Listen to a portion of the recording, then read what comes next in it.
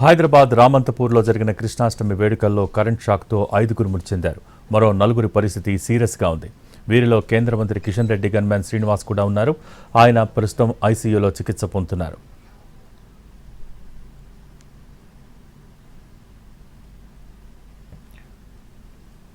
రాత్రి 9 గంటలకు శోభాయాత్ర మొదలు కాగా వర్షం కారణంగా ఆలస్యంగా సాగింది.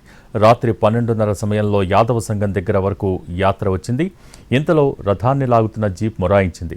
ఉత్సవ నిర్వాహకులు చేతులతో రథాన్ని తోశారు. అలా కొద్ది దూరం రాగానే పైనున్న కరెంటు వైర్లు రథాన్ని తాకాయి.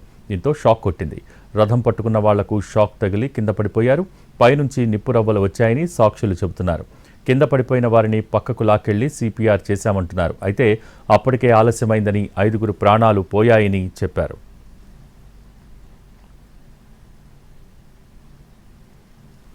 రథంపై ఉన్న పూజారికి ఏమీ కాలేదు. అయితే రథానికి ఉన్న ఇనుప భాగం పట్టుకున్న వారికి మాత్రమే కరెంట్ షాక్ తగిలిందని చెప్తున్నారు. అందరూ ఒక్కసారిగా విసిరేసినట్టు చెల్లాచెదురుగా పడిపోయారు.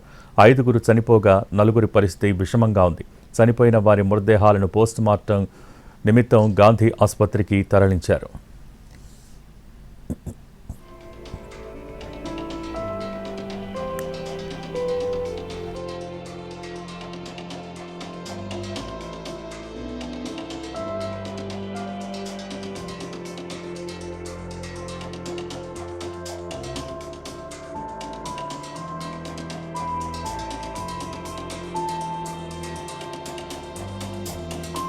చనిపోయిన 5 కుటుంబాల్లో తీవ్ర విషాదం నెలకొంది. సురేష్ యాదవ్కి 2 ఏళ్ల క్రితమే వివాహమైంది. అతనికి 4 నెలల పాప ఉంది. రాత్రి శోభాయాత్ర మధ్యలో వచ్చి పాపతో ఆడుకుని వెళ్ళాడు. ఆ తర్వాత అరగంటకే ఈ ప్రమాదం జరిగింది. ఇక సురేష్ యాదవ్ కుటుంబ సభ్యులతో మా ప్రతినిధి రవి ఫేస్ టు ఫేస్ ఇప్పుడు చూద్దాం. గోఖలేనగర్లో జరిగిన ఘటనలో ఒక కుటుంబం తీవ్ర విషాదం నింపింది. ప్రస్తుతం ఆ ఘటనలో చనిపోయినటువంటి సురేష్ యాదవ్ ఇంట్లో ఉన్నాం. ప్రస్తుతం వాళ్ళ కుటుంబ సభ్యులు కూడా రోధిస్తున్నారు. ఎందుకంటే నిన్న జరిగినటువంటి ప్రమాదంలో అప్పటి వరకు అందరూ చాలా సంతోషంగా ఉన్నారు. మరి కాసేపట్లో ఒక 5 నిమిషాల్లో శోభాయాత్ర ముగుస్తుంది అనగా ఈ ఘటన చోటు చేసుకుంది. మనం ఈవెంట్ స్పాట్ దగ్గర కూడా చూసాం. ఇంకొక 200-300 అడుగుల దూరం అంటే 2-3 నిమిషాలు అయితే ఈజీగా ఆ శోభాయాత్ర కూడా యాదవ్ సంఘానికి చేరుకుంటుంది అనే టైంలోనే ఈ ఇన్సిడెంట్ చోటు చేసుకుంది.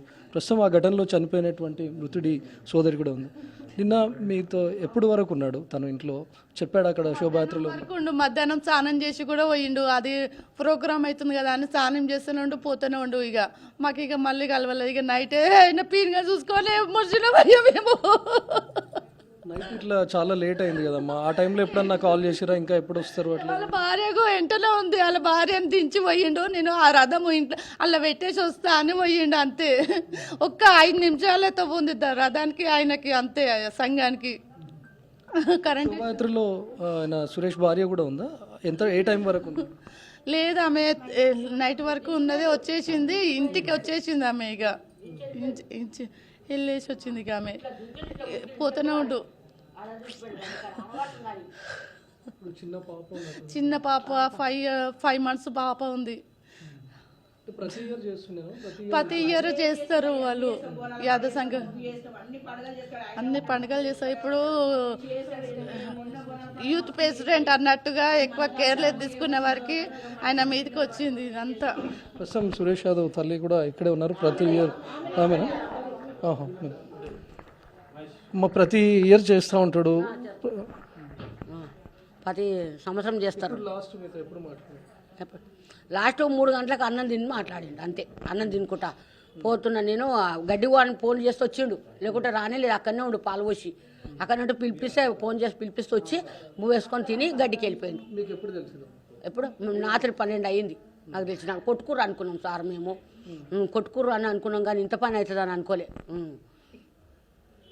కొట్టుకుర్రు అనుకున్నాం. సురేష్ యాదవ్కు వివాహం జరిగి 2 years అయిందని చెప్తున్నారు. ఒక చిన్న పాప కూడా ఉంది, 4 to 5 months ఏజ్ ఉన్నటువంటి. ప్రతి ఇయర్ కూడా ఉత్సవాలు నిర్వహిస్తూ ఉంటాడు. తను ఒక యూత్ ప్రెసిడెంట్ మాదిరిగా ఉండి తను అక్కడ అన్ని కార్యక్రమాల దగ్గర ఉండి చూసుకుంటాడని చెప్తున్నారు. నిన్న నైట్ కార్యక్రమం ముగిసిన తర్వాత ఇంటికి వస్తానని కూడా మధ్యాహ్నం ఇంట్లో తిని వెళ్ళేటప్పుడు కూడా చెప్పాడు. ఇంకొక 10 నిమిషాలు అయితే ఆ శోభాయాత్ర ప్రశాంతంగా ముగుస్తుంది అనుకున్నటువంటి టైంలోనే ఈ ఇన్సిడెంట్ చోటు చేసుకుంది.